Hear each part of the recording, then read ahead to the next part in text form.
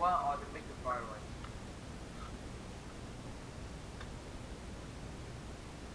I was gonna go over to the Mexican barbecue and get us some more meat for fried rice. Don't need as much as. Yeah, the rice is up.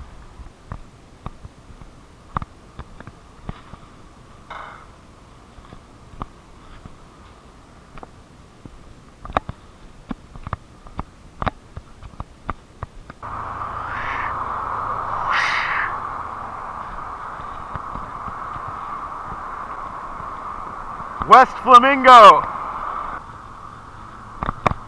Okay, this hand is once again in the nightly knockout. We were down to 4. Villakarov was actually a dead stack, sitting out. So I decided, like way before, that I was just going to shove any 2 cards whenever he was automatically all in and his bounty was up for grabs, because his bounty was pretty much the last bounty that I could secure. So I'll show the replay at some point, and I end up shoving a7, which is a pretty cool hand to pick up in this spot. The only problem is that Texas Pete doesn't call, and so I can't get the triple up. I don't understand why Texas Pete doesn't call there. Does he not understand the situation, or were his cards that bad? I mean, I really feel like you should call with 7 deuce there. I'm totally serious with how many chips he had and everything. Then after that, a few hands after that, I stand up to Texas Pete again with pocket 9s. I'll show the replay. The line is similar to yesterday's vlog, the previous vlog where I actually just defended out of the big blind. I'm just standing up to him here. I like to float Texas Pete. Why raise him? He's so aggressive. There's just never any reason to raise him, unless now there is starting to become a reason to raise Texas Pete. Over the course of time, me and Texas Pete have played a lot of hands, so I've developed some leverage, and I couldn't find any spot in the tournament to show you guys where I just all out bluffed the man. Just bluff Texas Pete off of a monster. Couldn't really find a hand like that, because I'm just extracting value from him. That's the way I play him, and I feel like I run pretty good against Texas Pete. But Texas Pete has this stop and go style that just beats up on the fish. He pokes the fish hard, and he was able to secure a mega stack. Then later, and I'll show the replay for this, I pick up pocket queens on the button, 3-handed. Yay, right? I open, they both call because they're both stacked. And we go to the flop. The flop was kind of semi-wet for 3-handed, you know what I mean? Dual diamonds, a lot of straight possibilities. So I totally donk overshove and just donk hard on that flop, because I want to be all in with pocket queens, right? And then of course my favorite player on the site, Texas Pete, decides to call. He's actually the math favorite with the ace and the diamonds. Total math favorite to win the hand, I think. But I've still got it, you know what I mean? Sometimes he misses there. Pocket queens.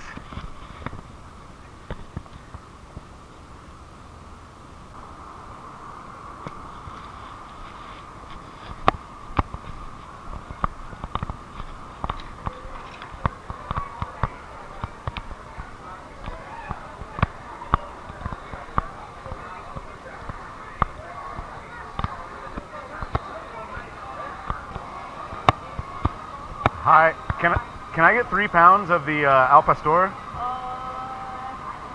Okay. The tamarind? Yeah, this size is fine. Small, right? Yeah. Or the medium, whatever it is. Yeah. Sorry. It's all good.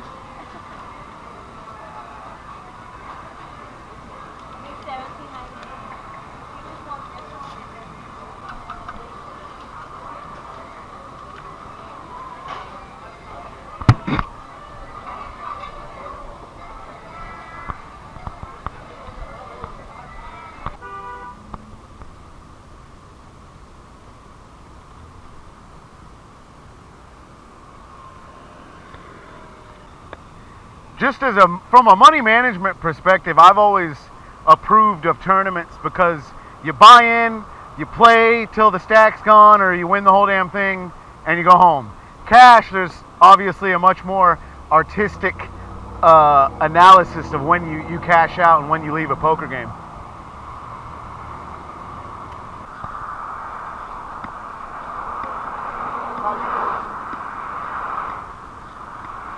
From Austin, because I was running good in games in Austin.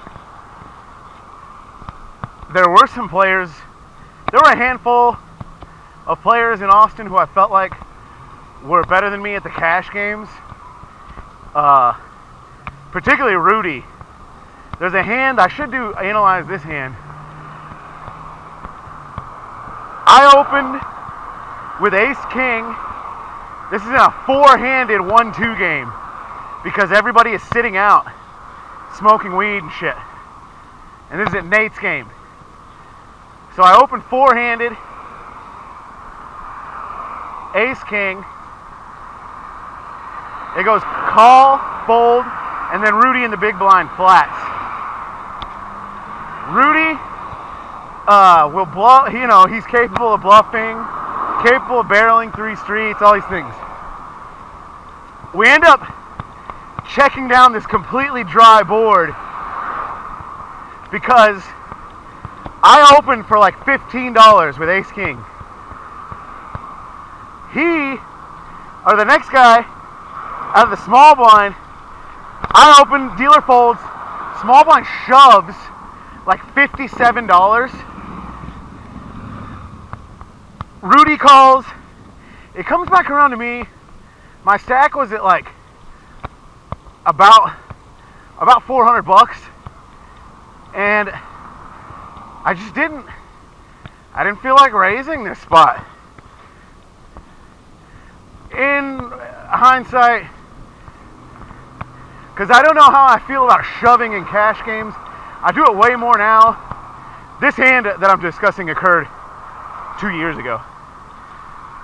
Shoving in cash games, pre-flop, it's just over-shoving. It's not like a tournament. In a tournament, I'm like, yeah, that's fine, you know. Just go ahead and shove your money in there, that's fine. But in a cash game, it's like you're supposed to play for value, you know what I mean? But at the same time, social structures affect the game. So this kid, he was a donk. He's a bit of a donk. He's all in, so I just call. Fucking getting 2 to 1, 3 to 1, excuse me. Or no, 2 to 1. Whatever I'm getting. We check it out to the river, and then Rudy bets pot on the river. I remember it was like a $160 bet, and I've only got a dry ace king, and the fucking poker player in me, the good poker player, was like, man, just call this bet. I bet you're good and you'll scoop this. But other parts of me were like, oh, he probably ran out 2 pair, now he's going for value. You know what I mean? I was being a little bitch. And I folded, and he showed fucking queen high. Queen high. He had like queen 7. That donk kid had shoved jack 10 and not hit anything. So queen high rode, and Rudy ends up taking down a pretty fucking sizable pot with queen high.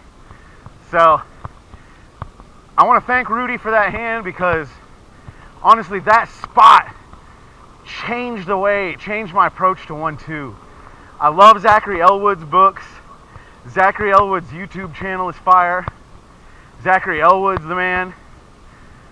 Rudy back in Austin, if anybody from Austin who plays in Nate's game or plays at Texas Card House can tell, just somebody tell Rudy that he's a bad motherfucker. That Session, that was my nickname back in Austin, was Session. They're not going to know who the fuck Jake Hillman is, but they'll know who Session is.